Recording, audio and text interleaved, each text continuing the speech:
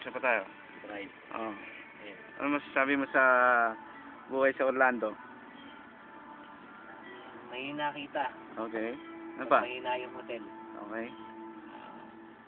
Boost mo yung nararamdaman, Brad, pagka ganyan na ano. Ito'y magandang ano to para makita nila yung kung gaano ang buhay sa Amerika.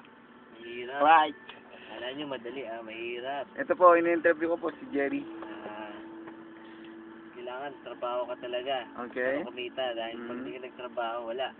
Hindi ka nakikita ng dollar. Kung pwede lang, double job actually. Double job. Pero sa ngayon, Ngayon, naghahanap kami ng second job dahil mahina yung hotel kasi may renovation. tama po yun. Naghahanap kami ngayon, nag-a-apply kami. Kaya may dala kaming bag. Totoo po yun. Nag-a-apply kami. Yan, oo. Siya yung nagmamaneho, hindi ako. Oo. Yun, nakakamiss din yung pamilya.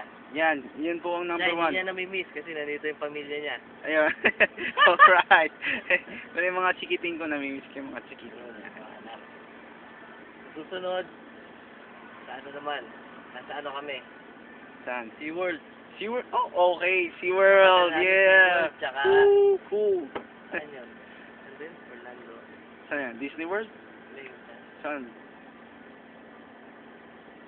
Ano? Sabi mo. Hindi mo natin sa Malapit sa amin? Universal Studio. Universal Studio. Universal Studio. Yung Disney World, tsaka na. Oh, May tama pera. yan. Tama yun. Mataas ang ano po dun eh. Bayad. Okay? Mahal. So, see you and Sa inyo. kumusta sa Pilipinas?